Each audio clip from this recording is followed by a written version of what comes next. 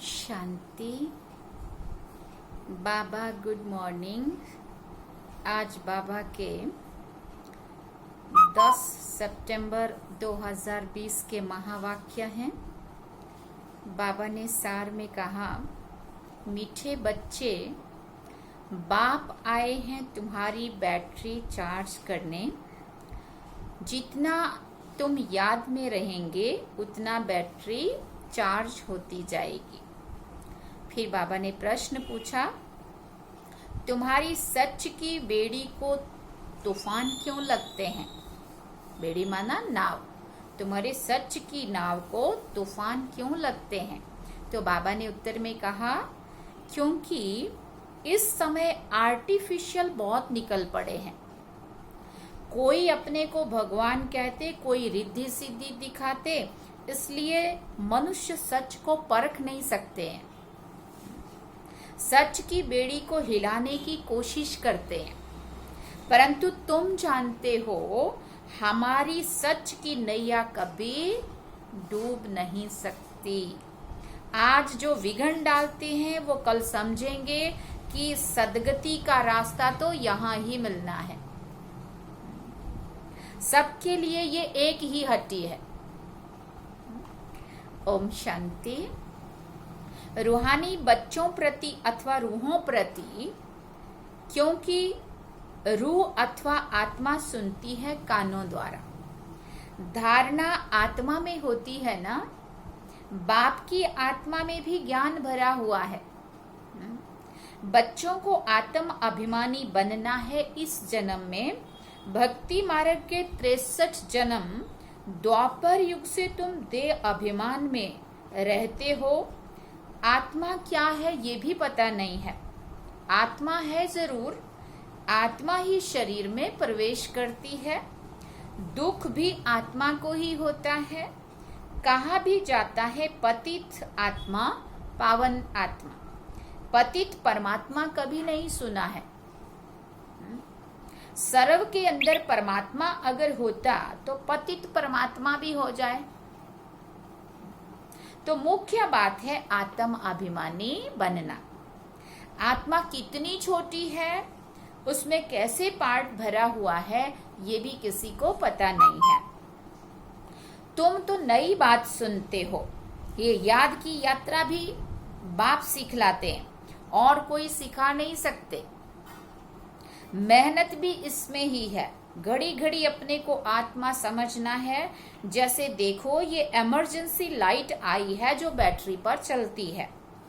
इसको फिर चार्ज करते हैं। बाप है सबसे बड़ी पावर। तब कोई एक बैटरी आई थी, लेकिन अभी तो सारे मोबाइल ही सारे चार्जिंग में रखने पड़ते हैं, तब जाकर के फिर यूज करते हैं। तो बाबा कहते ऐसे ही आत्मा को भी चार्ज करना पड़ता है शिव बाबा के साथ। तो बाबा कहते सबसे बड़ी पावर है शिव बाबा। आत्माएं कितनी ढेर हैं, सबको उससे पावर भरनी है जो हम मेडिटेशन के द्वारा या योग के द्वारा भरते हैं।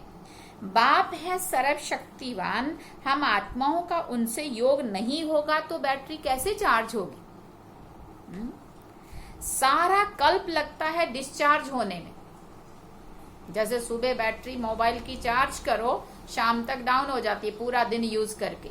और यहाँ पे अभी संगम पे बाबा कहते तुम्हारी बैटरी चार्ज होती है आत्मा की, और फिर सतयुग से जर्नी शुरू होती है और बैटरी यूज होते होते अभी पूरी डिस्चार्ज हुई। तो बाबा कहते सारा कल्प माने पूरा 5000 वर्ष लगता है डिस्चार्ज होने में। अभी फिर बैटरी को चार्ज करना होता है। बच्चे समझते हैं हमारी बैटरी अभी डिस्चार्ज हो गई है, अब फिर चार्ज करनी है। फिर कैसे करनी है? बाबा कहते हैं मेरे से योग लगाओ। ये तो बहुत सहज समझने की बात है। बाप कहते हैं मेरे साथ बुद्धि योग लगाओ तो तुम्हारी आत्मा में पावर भरकर सतो प्रधान बन जाएगी। पढ़ाई तो है ही कमाई। याद से तुम पावन बनेंगे। आयु बड़ी होती है, बैटरी चार्ज होती है। हर एक को देखना है कितना बाप को याद करते हैं। बाप को भूल जाने से फिर बैटरी डिस्चार्ज हो जाती है। जैसे एक दिन मोबाइल अगर चार्जिंग में ना रखो तो दूसरे दिन आप यूज नहीं कर पाओगे। तो यहाँ पे भी बाबा कहते बाप को जब हम भूल जाते हैं तो हमारी बैटरी भी डिस्चार्ज होती। कोई का भी सच्चा कनेक्शन नहीं है, सच्चा कनेक्शन है ही तुम बच्चों का। हाँ, बाबा कहते बाप को याद करने बिगर ज्योति कैसे जगेगी। ज्ञान भी सिर्फ एक बाप ही देते हैं। तुम जानते हो ज्ञान है दिन और भक्ति है रात, फिर रात से होता है वैराग्य और फिर दिन शुरू होता है। बाप कहते हैं रात को भूल जाओ, अब दिन को याद करो। स्वर्ग है दिन और नरक है रात। तुम बच्चे अब चैतन्य में हो। ये शरीर तो विनाशी है, मिट्टी का बनता है, मिट्टी में मिल जाता है। आत्मा तो अविनाशी है ना, बाकी बैटरी डिस्चार्ज होती है। अभी तुम कितने समझदार बने हो, तुम्हारी बुद्धि चली जाती है घर। वहां से हम आए हैं, यहाँ सूक्ष्म वतन का तो मालूम पड़ गया। वहां 4 भुजाएं विष्णु की दिखाते हैं, यहाँ 4 भुजा तो होती नहीं है। ये किसी को भी बुद्धि में नहीं होगा कि ब्रह्मा सरस्वती फिर लक्ष्मी नारायण बनते हैं। इसलिए विष्णु को फिर 4 भुजा दी है। सिवाय बाप के और कोई भी समझा नहीं सकते। आत्मा में ही संस्कार भरते हैं, आत्मा ही तमो प्रधान से फिर सतो प्रधान बनती है। आत्माएं ही बाप को पुकारती हैं, ओ बाबा हम डिस्चार्ज हो गए हैं, अब आप आओ, हमको चार्ज होना है। अब बाप कहते हैं जितना याद करेंगे उतना ताकत आएगी। बाप से बहुत लव होना चाहिए। बाबा हम आपके हैं, आपके साथ ही घर जाने वाले हैं। जैसे पियर घर से ससुर घर वाले ले जाते हैं ना, यहाँ तुमको 2 बाप मिले हैं श्रृंगार कराने वाले। श्रृंगार भी अच्छा चाहिए, अर्थात सर्वगुण संपन्न बनना है। श्रृंगार करना है किससे? गुणों से ना। अपने से पूछना है मेरे में कोई अवगुण तो नहीं है। मनसा में भले तूफान आते हैं, कर्मना में तो कुछ नहीं करता हूं ना, किसी को दुख तो नहीं देता हूं। बाप है दुख हरता सुख करता। हम भी सबको सुख का रास्ता बताते हैं। बाबा बहुत युक्तियां बतलाते रहते हैं। तुम तो हो सेना, तुम्हारा नाम ही है प्रजापिता ब्रह्मा कुमार कुमारियां। कोई भी अंदर आए पहले पहले तो ये पूछो कि कहाँ से आए हो, किसके पास आए हो। कहेंगे हम बीके के पास आए हैं। अच्छा फिर ब्रह्मा कौन है? प्रजापिता ब्रह्मा का कभी नाम सुना है? ऐसा उनको बात करो। हाँ, प्रजापिता के तो तुम भी बच्चे हो, फिर ऐसा उनको समझाना है। प्रजा तो सब हो गई ना, सारी सृष्टि का रचयिता कहते हैं ना ब्रह्मा को, ब्रह्मा ने सृष्टि रची है ना, तो तुम भी उसी के बच्चे हो ना। तुम्हारा बाप है, तुम सिर्फ जानते नहीं हो, ऐसा उनको समझाना है। ब्रह्मा भी जरूर किसी का तो बच्चा होगा ना। उनके बाप का कोई शरीर तो देखने में नहीं आता है। ब्रह्मा विष्णु शंकर इन तीनों के ऊपर है फिर कौन? शिव बाबा। त्रिमूर्ति शिव कहा जाता है, तीनों का रचयिता। ऊपर में एक शिव बाबा, फिर है 3। जैसे सिजरा होता है ना, ब्रह्मा का बाप जरूर भगवान ही होगा ना, वो है आत्माओं का पिता। अच्छा फिर ब्रह्मा कहाँ से आया?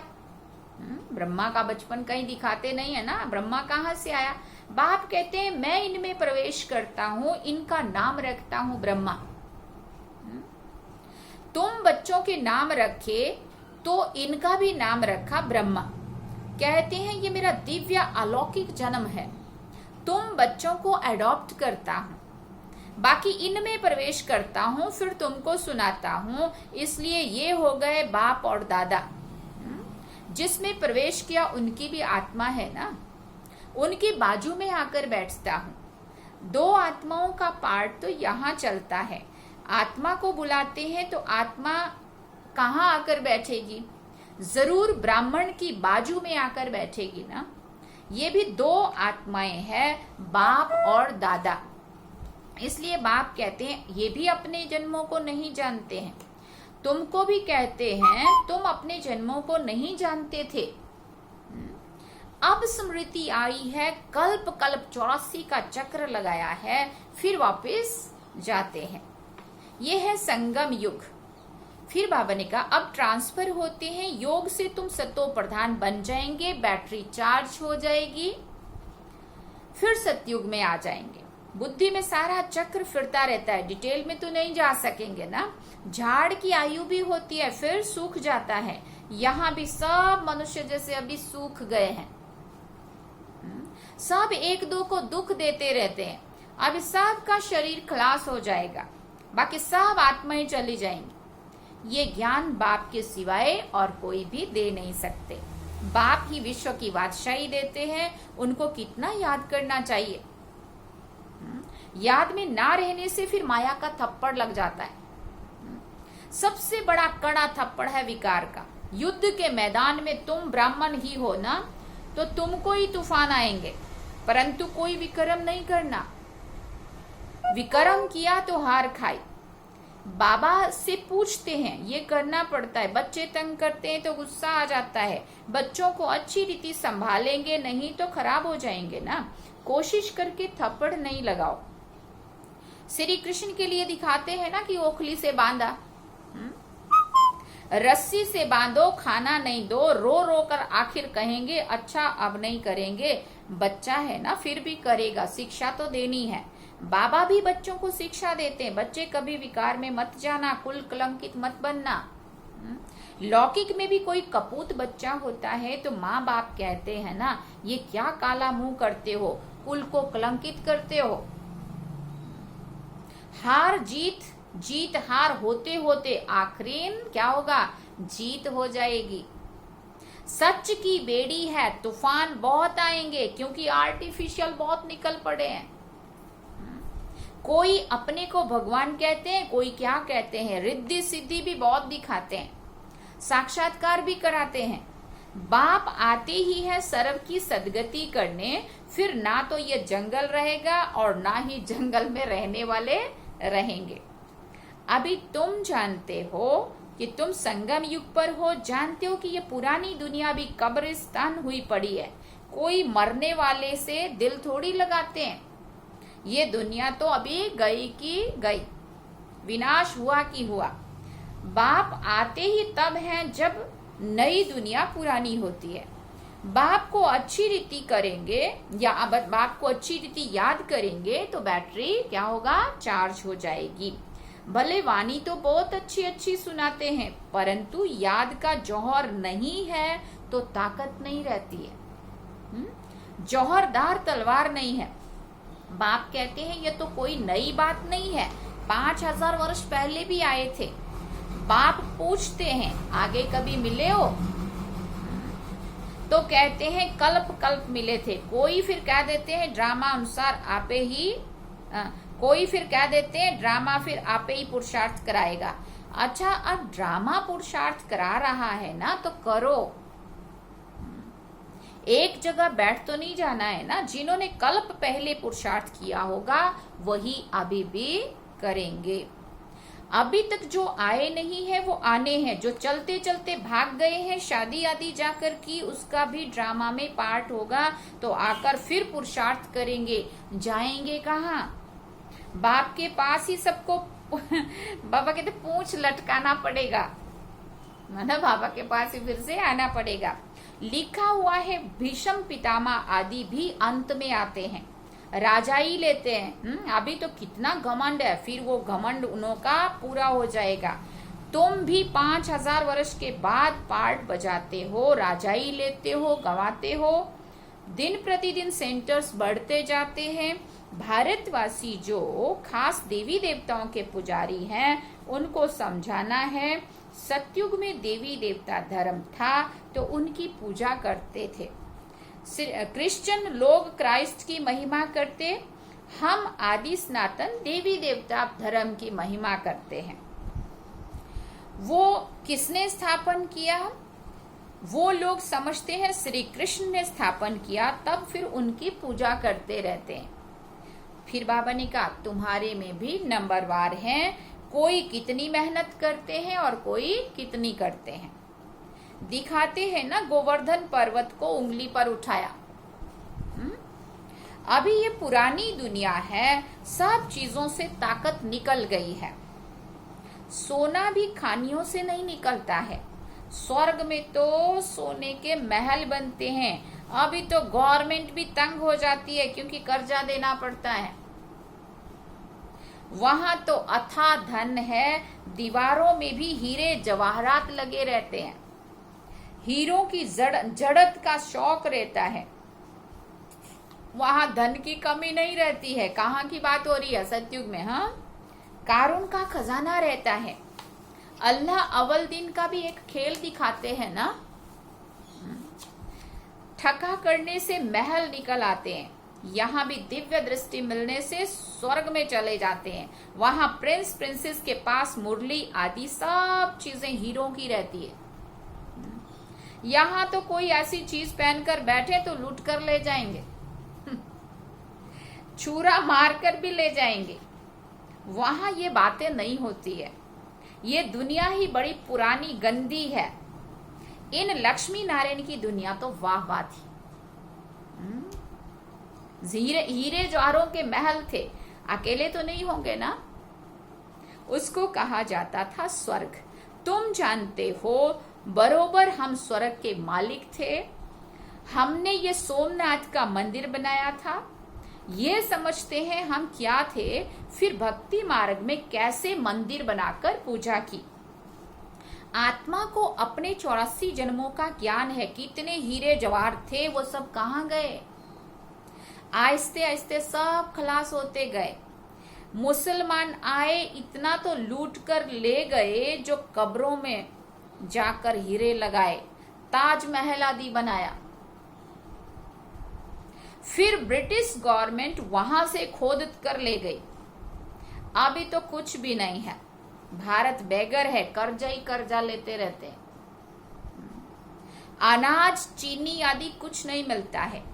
अब विश्व को बदलना है, परंतु उनसे पहले आत्मा की बैटरी को सतो प्रधान बनाने के लिए चार्ज करना है।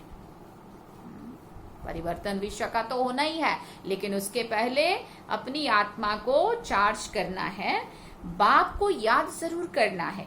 बुद्धि का योग बाप के साथ हो, उनसे ही तो वर्षा मिलता है ना। माया की इसमें ही लड़ाई होती है। आगे इन बातों को तुम थोड़ी समझते थे। जैसे दूसरे थे वैसे तुम थे। तुम भी अभी हो संगम युगी और वो सब है कलयुगी। मनुष्य कहेंगे इन्हों को तो जो आता है सो कहते रहते हैं, लेकिन समझाने की युक्तियां भी होती है ना। धीरे धीरे तुम्हारी वृद्धि होती जाएगी। बाबा बड़ी यूनिवर्सिटी खोल रहे हैं, इसमें समझाने के लिए चित्र तो चाहिए ना। आगे चलकर तुम्हारे पास ये सब चित्र ट्रांसलाइट के बन जाएंगे, जो फिर तुमको समझाने में भी सहज होंगे।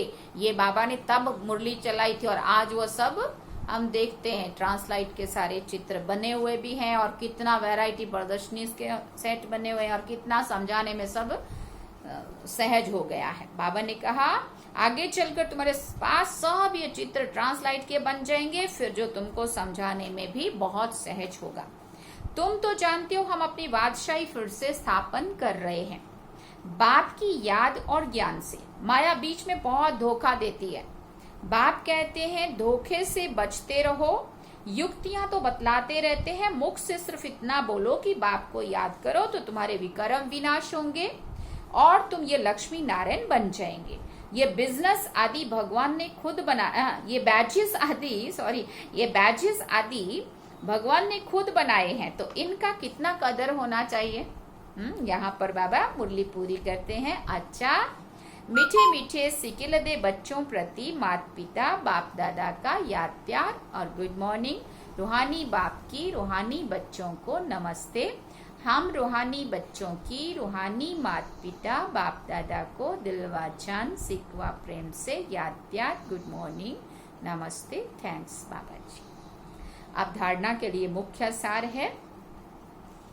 पहला पॉइंट, सर्व गुणों से अपना श्रृंगार करना है।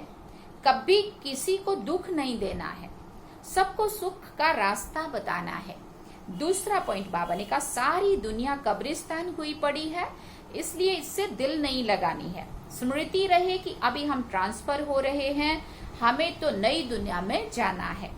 वरदान में बाबा ने कहा, प्रवृत्ति में रहते मेरेपन का त्याग करने वाले सच्चे ट्रस्टी मायाजीत भव। जैसे गंदगी में कीड़े पैदा होते हैं, वैसे ही जब मेरापन आता है तो माया का जन्म होता है। मायाजीत बनने का सहज तरीका है स्वयं को सदा ट्रस्टी समझो। ब्रह्मा कुमार माना ट्रस्टी। ट्रस्टी की किसी में भी अटैचमेंट नहीं होती, क्योंकि उसमें मेरापन नहीं होता है। गृहस्थी समझेंगे तो माया आएगी, और ट्रस्टी समझेंगे तो माया क्या होगा, भाग जाएगी। इसलिए न्यारे होकर फिर प्रवृत्ति के कार्य में आओ तो माया प्रूफ रहेंगे। स्लोगन में बाबा ने कहा, जहां अभिमान होता है वहां अपमान की फीलिंग जरूर आती है। जहां अभिमान होता है वहां अपमान की फीलिंग जरूर आती है। अच्छा, ओम शांति शांति शांति।